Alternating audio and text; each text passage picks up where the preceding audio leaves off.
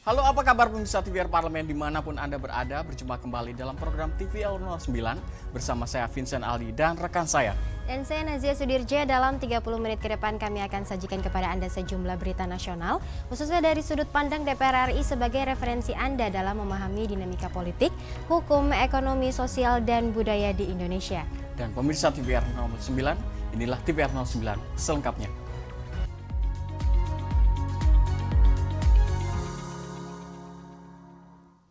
Pemirsa, anggota Komisi 10 DPR RI Melly Goeslaw menegaskan karya seni khususnya lagu merupakan aset berharga yang perlu dilindungi hak ciptanya.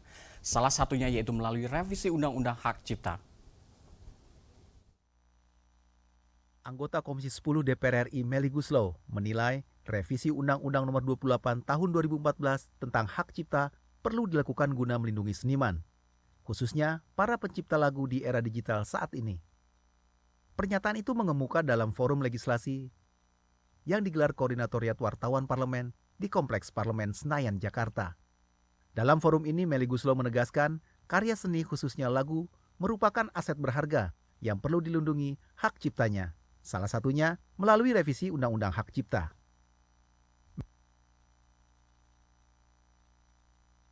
Hal yang terkait dengan musik karena hak cipta ini milik dan hak semua pemangku kepentingan hak cipta. Ada penerbit, ada penulis, ada pematung, pemahat dan lain sebagainya yang memang harus didengarkan suaranya.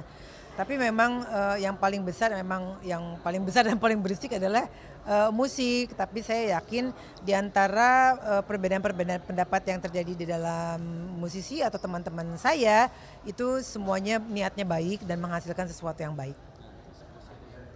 Goalsnya yang paling penting adalah LMK itu tata kelolanya lebih betul, yang pertama itu, terus yang kedua karena digitalisasi dan AI itu belum masuk sama sekali. Jadi undang-undang yang kemarin memang udah tidak relevan dipakai untuk sekarang. Melly Goeslaw menambahkan, kehadiran pemerintah sangat penting dalam melindungi para seniman. Ia berharap revisi undang-undang dapat menciptakan sistem yang transparan bagi semua pemangku kepentingan di industri musik. Dodi, TVR Parlemen melaporkan. Pemirsa, anggota Komisi 8 berharap melalui tata kelola ekosistem haji terpadu, perusahaan catering asli Indonesia dapat lebih terlibat dalam penyelenggaraan haji 2025. Komisi 8 DPR RI mendorong pengembangan ekosistem haji 2025 secara terpadu, utamanya terkait tata kelola konsumsi makanan bagi jamaah. Anggota Komisi 8 DPR RI Alimuddin Kolatlena mengatakan, tata kelola ekosistem konsumsi haji secara terpadu akan membawa manfaat bagi masyarakat.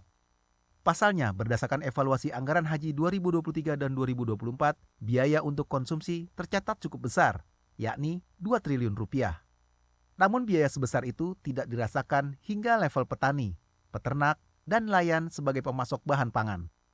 Melalui tata kelola ekosistem haji terpadu, diharapkan perusahaan catering asli Indonesia dapat lebih terlibat.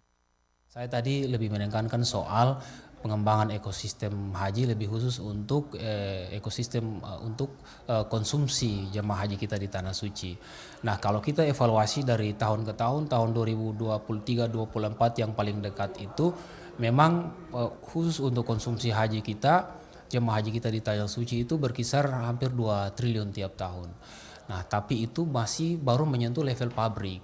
Dia belum menyentuh level petani kita, peternak kita, dan nelayan kita. Kita berharap supaya di tahun 2025 pengelolaannya lebih banyak menggunakan catering-catering yang menggunakan produk-produk asli Indonesia dan juga tenaga kerja Indonesia.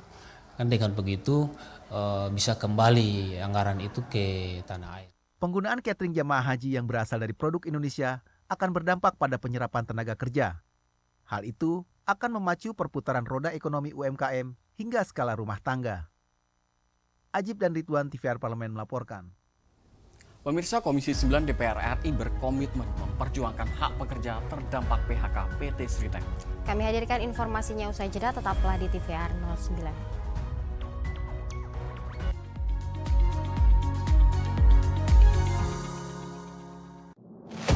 Bapak Ibu ini kan orang-orang pintar setaunya saya di Kemendikbud. Hakim yang memutuskan vonis bebas mereka sakit semua. Kalau memang ada yang terlibat, langsung pecat Pak, langsung beri sanksi. Saya sudah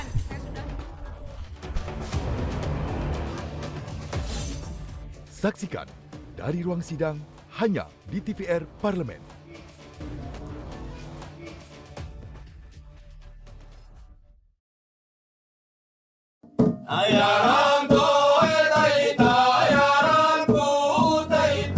Segala hal ada di luar sana.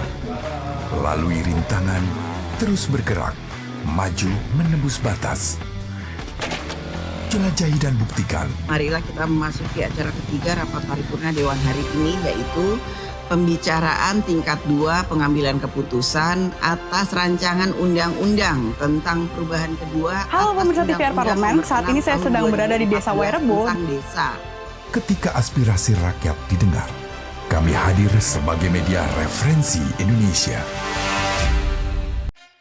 Yuk kita kenalan dengan anggota DPR RI periode tahun ini.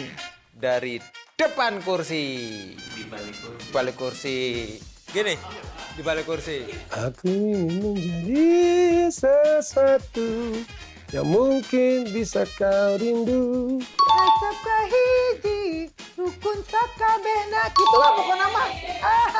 Semakin penasaran kan bagaimana kiprah karir politiknya? Hanya di TVR Parlemen.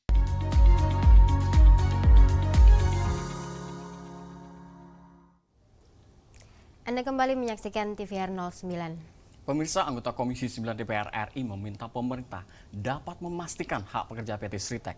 Di antaranya yaitu jaminan kehilangan pekerjaan dan jaminan hari tua.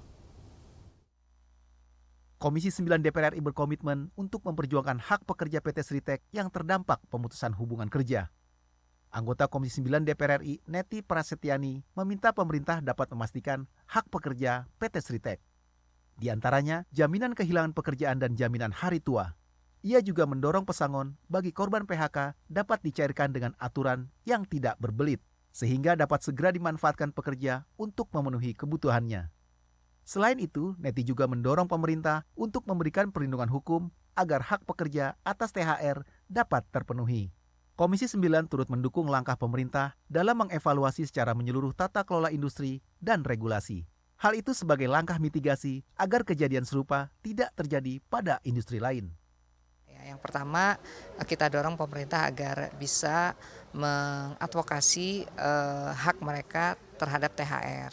Yang kedua, yaitu tentang pesangon. Ya, pesangon ini tentu saja mengikuti aturan yang berlaku, apalagi kita baru saja punya peraturan pemerintah nomor 6 tahun 2025. Nah, yang ketiga tentu saja jaminan sosial. Nah, kita minta agar jaminan kehilangan pekerjaan, jaminan hari tua ya yang memang menabung lewat BPJS Ketenagakerjaan ini bisa diberikan ya hak-hak mereka sebagai pekerja selama ini di Sritek seperti itu. Dalam waktu dekat, Komisi 9 DPR RI akan memanggil mitra kerja terkait, di antaranya Kementerian Ketenagakerjaan, BPJS Kesehatan, dan Ketenagakerjaan. Hal itu sebagai upaya menciptakan skema perlindungan bagi karyawan PT Sritek. Helmi dan Rifki, TVR Parlemen melaporkan. Anggota Badan Akuntabilitas Keuangan Negara DPR RI berharap target penyerapan pupuk subsidi bisa tercapai di tahun 2025. Badan Akuntabilitas Keuangan Negara DPR RI mendukung inovasi digital sebagai upaya percepatan dan ketepatan penyaluran pupuk bersubsidi oleh Pupuk Indonesia. Mengingat peranan pupuk bersubsidi penting untuk mendukung produksi dan mendorong produktivitas pangan nasional. Anggota Badan Akuntabilitas Keuangan Negara DPR RI Ahmad Najib Kodratullah berharap target penyerapan pupuk subsidi bisa tercapai di tahun 2025 sesuai dengan alokasi pupuk subsidi sebanyak 9,55 juta ton, sehingga pupuk bisa dimanfaatkan petani dengan mudah dan transparan. Dengan menggunakan pola digitalisasi. Nah, saya harap menggunakan pola tersebut itu pertama betul-betul disosialisasikan dengan baik, pastikan juga infrastruktur yang tersedia memadai, dan terakhir tentu kalau sudah menggunakan sistem seperti itu tidak hanya butuh sosialisasi tetapi juga mungkin barangkali ke depannya pelatihan agar agar kemudian masyarakat atau pengguna itu bisa memanfaatkannya secara efektif.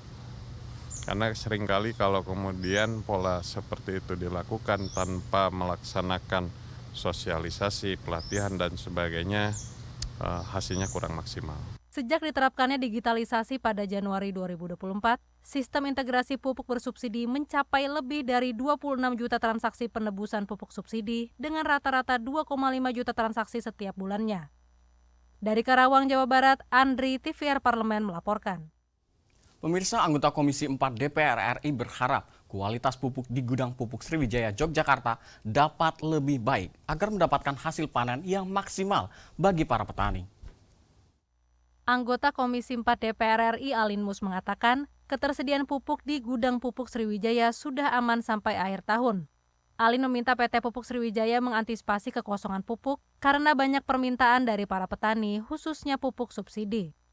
Komisi 4 DPR RI melakukan peninjauan ke gudang pupuk milik PT Pupuk Sriwijaya yang ada di Yogyakarta. Alin Mus berharap kualitas pupuk di gudang pupuk Sriwijaya, Yogyakarta dapat lebih baik agar mendapatkan hasil panen yang maksimal bagi para petani.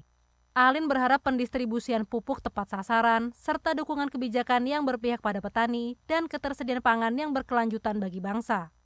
Pupuk di DIY khususnya ini kan kita dari sudah di lini 3 tadi ya, di gudang insya Allah aman sampai di Desember, dan ini juga sudah musim tanam, makanya itu Pak Direkturnya tadi juga menyampaikan bahwa sebentar lagi gudangnya akan kosong karena banyak permintaan dari petani-petani khususnya yang pupuk subsidi. Insya Allah pupuk subsidi daerah Jawa dan sekitarnya terpenuhi. Alin Mus juga berharap pendistribusian pupuk dilakukan dengan maksimal agar tepat sasaran, serta dukungan kebijakan yang berpihak pada petani dan ketersediaan pangan yang berkelanjutan bagi bangsa Indonesia. Dari Yogyakarta, Arif Naka, TVR Parlemen melaporkan. Jelang Ramadan dan Idul Fitri, belasan ribu karyawan Sritex justru terkena badai pemutusan hubungan kerja. Dan pemirsa, padahal Sritex pernah membawa nama Indonesia ke kancah internasional, yaitu dengan salah satunya yaitu memasok pakaian militer ke lebih dari 33 negara di dunia. Apa tanggapan DPR RI terkait pilotnya PT Sritex ini, pemirsa? Kami hadirkan informasinya sesaat lagi. Tetaplah di TVR 09.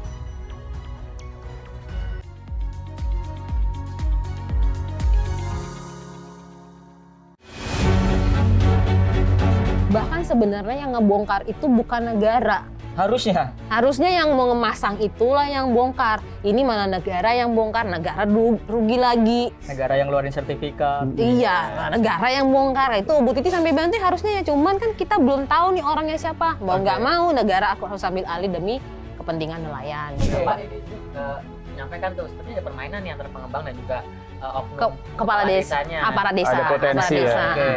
Itu ada dugaan itu. Dede Yusuf, Wakil Ketua Komisi 2. Iya. Beliau menyampaikan ini harus diusut gitu. Ada permainan apa? Karena luas wilayahnya juga tuh Desa Kau tuh dibanding desa-desa lain tuh lebih luas katanya. Dan itu tuh menjadi satu indikasi ini kenapa kok paling luas sendiri? Apakah itu ada permainan di balik itu atau bagaimana? Dari legislator kita di Komisi 4 itu Alex Indra Lukman itu mengimbau agar KKP ini juga bisa lebih tegas untuk bisa mengusut, karena ini kan wilayah laut ya. Karena di laut ini kan pihak-pihak yang terkait pengawasan itu ada banyak ya. Iya. Selain TNI AL kan juga ada polisi laut, ada Bakamla, ada Bakamla. Ya kalau misalkan kemarin gue juga nonton di program Kabar Nusantara yang di TV Parlemen juga Pak Deddy Sitorus juga sebenarnya susah untuk mencurigai dari adanya pagar laut ini tidak ada kaitannya dengan PIK 2. Hanya di TVR Parlemen.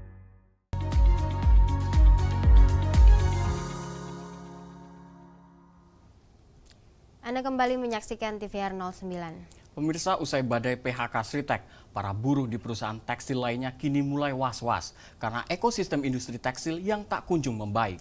Peraturan Menteri Perdagangan Nomor 8 Tahun 2024, pemirsa, disinyalir merupakan biang kerok dari kolapsnya industri tekstil lokal. Dan simak informasi mendalam yang telah dikemas oleh tim redaksi TVR Parlemen dalam segmen editorial Parlemen berikut ini.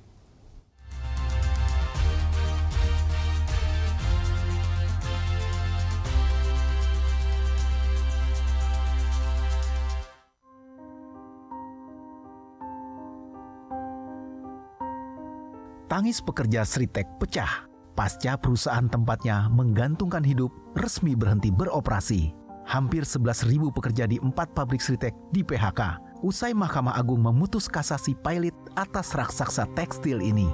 Jelang Ramadan dan Idul Fitri, belasan ribu karyawan Sritek justru terkena badai PHK. Pencairan hak-hak karyawan mulai dari pesangon, THR, serta BPJS Ketenagakerjaan pun belum menemui titik terang. Padahal Sritek pernah membawa nama Indonesia ke kancah internasional dengan memasuk pakaian militer ke lebih dari 33 negara di dunia. Di masa jayanya, Sritek berkontribusi besar terhadap keuangan negara. Di balik itu, ada jasa-jasa besar para pekerja yang kini di PHK. Ketika mempersiapkan Ramadan dan Idul Fitri, tentunya 10.000 ini kan perlu income. Kita tahu bahwa di daerah pabrik yang pernah saya kunjungi itu kan banyak punya multiplier effect. Pertama apa? Makanan, jajanan yang dilakukan oleh pekerja. Kedua, kos-kosan. Tidak hanya itu, gelombang PHK diprediksi tak berhenti di Sritek. Para buruh di perusahaan tekstil lainnya kini mulai was-was karena ekosistem industri tekstil yang tak kunjung membaik. Peraturan Menteri Perdagangan Nomor 8 Tahun 2024 disinyalir merupakan biang kerok dari kolapsnya industri tekstil lokal. Regulasi ini disebut tak berpihak pada industri dalam negeri karena menghapus pertimbangan teknis impor yang mempermudah masuknya impor pakaian jadi. Karenanya, pasar lokal dibanjiri produk impor dengan harga super murah dan produk lokal tak mampu bersaing. Kita ingin dari aspek regulasi ini juga dilakukan evaluasi, regulasi apa yang kemudian membuat kasus Sritek ini terjadi. Kita juga mendorong agar pemerintah melakukan langkah-langkah mitigatif ya, sehingga apa yang terjadi pada Sritek ini tidak terjadi ya, tidak berulang pada perusahaan yang lain ya, karena akan menjadi preseden ya jika kemudian tidak dilakukan evaluasi, tidak dilakukan langkah mitigatif agar ke depan industri kita, industri tekstil khususnya atau industri manufaktur secara umum ini bisa bertahan ya, meskipun pukulan ekonomi, tekanan global ini tetap akan sangat mungkin kita hadapi di masa yang akan datang. Permendak nomor 8 tahun 2024 itu memang harus direvisi. Peraturan impor tekstil yang menghilangkan peraturan teknis impor pakaian jadi. Kan ini yang menjadi sebab, menjadi akar permasalahan di tekstil ya. Seluruh tekstil yang kolab ini kan gara-gara ini nih. Nah ini harusnya Kementerian Tenaga Kerja berkoordinasi dengan Kementerian Perdagangan ini tutup nih. Ya kalau nggak mau terjadi PHK massal lagi nih ya di perusahaan tekstil. Nah ini yang harus kita tegaskan kepada Kementerian Tenaga Kerja, harus berani menyampaikan ini kepada Presiden. Ini harus direvisi. Pilotnya PT Sri Rejeki Isman atau Sritek bermula dari kegagalan perusahaan ini membayar hutang sebesar 101,3 miliar rupiah ke PT Indo Barat Rayon dan beban tunggakan utang bank dan obligasi mencapai 25,1 triliun rupiah. Sementara itu, aset Sritek per Juni 2024 hanya senilai 9,65 triliun rupiah dan penjualannya terus anjlok. Belum lama ini, Presiden Prabowo Subianto memerintahkan para menterinya untuk mencari cara menyelamatkan buruh Sritek. Bersama kurator Sritek, pemerintah menyebut telah menemukan investor baru yang akan menyerap seluruh pekerja yang terkena PHK. Pemerintah tak boleh hanya memberi angin segar, tak boleh hanya menjanjikan hal-hal manis di tengah pil pahit yang harus ditelan para buruh. Berbagai instrumen pemerintah harus digunakan untuk memastikan buruh tak jadi korban. Pemerintah harus membuktikan keberpihakannya kepada rakyat dan memastikan industri tekstil di tanah air masih memiliki masa depan. Pakai aja dana Danantara. Kan Danantara digunakan untuk investasi pada proyek-proyek strategis. Bukankah Sritek ini proyek strategis? Menyangkut sandang. Ya kan? Menyangkut sandang. Jadi kalau ini berdampak pada perekonomian nasional dan hajat hidup kurang banyak, saya kira Danantara tepat tuh masuk untuk investasi menyelamatkan Sritek. Kalau betul-betul pemerintah ingin membantu Sritek. Tim redaksi TVR Parlemen melaporkan.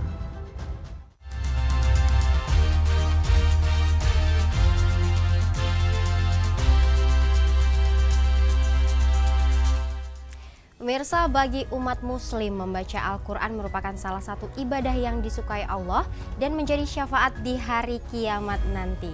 Dan di tengah hiruk-pikuk parlemen, rumah Quran di kompleks parlemen hadir sebagai bentuk semangat menjalankan ibadah membaca ayat suci Al-Quran.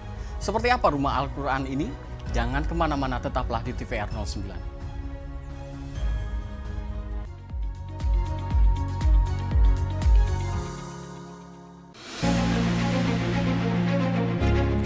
Ada tagar seperti ini, Indonesia gelap. Bahkan direspon, kau yang gelap. Kabur aja dulu, ada yang merespon, ya udah kabur aja. Kalau bisa jangan balik lagi. Nah, respon-respon seperti ini apakah sudah betul Pak untuk menanggapi tagar-tagar seperti ini Pak? Saya nggak mengatakan hal-hal yang kasar dalam respon komunikasi ya. Oke. Tapi beberapa pejabat kita nggak wise. Pernyataan-pernyataan yang harusnya nggak keluar. Pekerja formal turun jadi orang miskin. Iya. Oke. Lalu PHK di mana-mana, Ya. perusahaan tutup. Gimana nggak gelap? Bapak menilai gelap? Iyalah. Itu sebenarnya program-program pemerintah itu bagus-bagus loh Pak. Tapi program-program yang bagus ini kenapa selalu mendapatkan sentimen yang negatif di masyarakat? Apa yang salah? Ya bagus dalam hal tertentu, tapi nggak Oke. semuanya bagus. Saya tidak terlalu yakin dan tidak terlalu senang dengan birokrasi yang gemuk. Kalau mau efisien, mestinya birokrasi harus efisien dan efektif. Jadi Indonesia gelap atau tidak Pak? Ya kita tunggu waktu aja. Tunggu waktu. Iya, dan saya berharap tentu harus terang dong. Hanya di TVR Parlemen.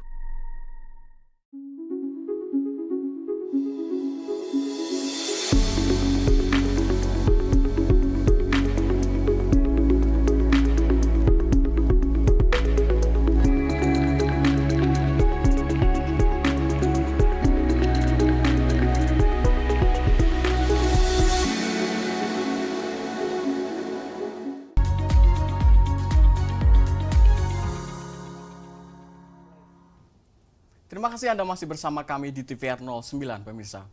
Pemirsa, didirikan sejak Februari 2024 lalu, Rumah Quran di Masjid Baitur Rahman Komplek Parlemen Senayan, Jakarta, berdiri untuk memfasilitasi kegiatan pembelajaran dan membaca ayat suci Al-Quran. Tidak lepas dari dukungan para muzaki di lingkup Sekjen DPR RI, Rumah Quran diharapkan memberikan banyak manfaat bagi umat Islam di lingkungan parlemen. Tanpa berlama-lama lagi pemirsa, mari kita saksikan tayangan eksistensi Rumah Quran di Kompleks Parlemen pada segmen Intips. Informasi dan tips berikut ini.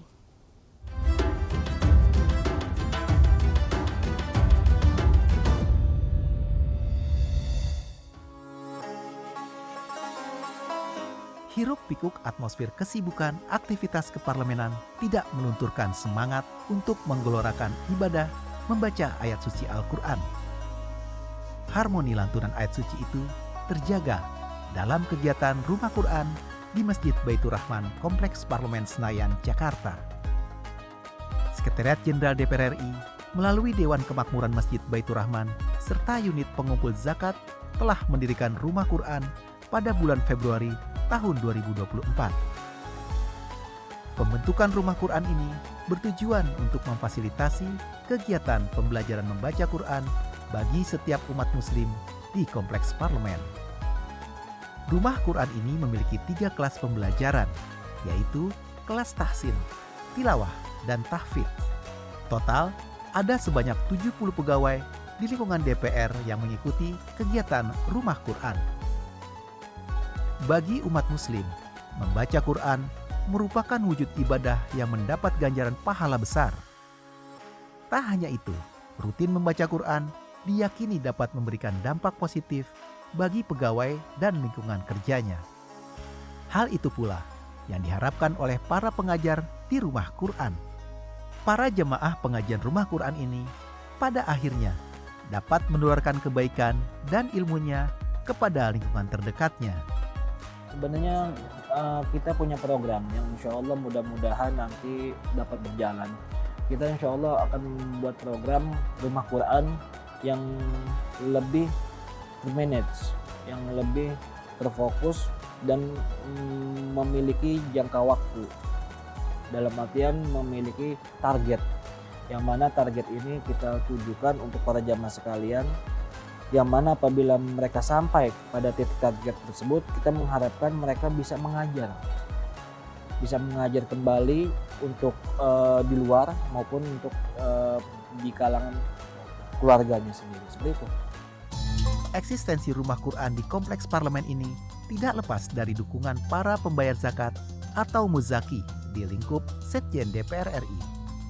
Pasalnya, sebagian dana operasional rumah Quran berasal dari zakat profesi pegawai Setjen DPR RI. Dana itu dihimpun melalui unit pengumpul zakat atau UPZ Basnas Setjen DPR RI. Pembentukannya kami berfokus kepada bagaimana para guru di rumah Quran itu bisa terpenuhi honornya ya. Jadi karena ada beberapa kelas baik perempuan maupun laki-laki, alhamdulillah setahun ini kita penuhi honor-honor mereka ya sampai awal tahun ini juga. Nah, tentu ke depan di 2025 selain honor itu mungkin ada pengembangan program dari Rumah Quran Baitur Rahman. Insya Allah kita juga akan support ya, termasuk juga mungkin para pengelola Masjid Baitur Rahman yang alhamdulillah kita punya orang-orang yang komit dan full untuk memakmurkan masjid. Insya Allah kita juga akan pikirkan sebagai bagian dari pengembangan rumah Quran dan juga kemakmuran Masjid Baitur Rahman. Membaca Quran bukan sekedar aktivitas rutin yang dilakukan oleh umat Islam, melainkan sebuah ibadah yang penuh dengan keutamaan dan keberkahan. Al-Quran adalah petunjuk hidup, cahaya dalam kegelapan, dan obat bagi segala penyakit hati. Setiap huruf yang dibaca mengandung pahala, dan setiap ayat yang direnungkan membawa kita semakin dekat kepada Allah Subhanahu wa Ta'ala.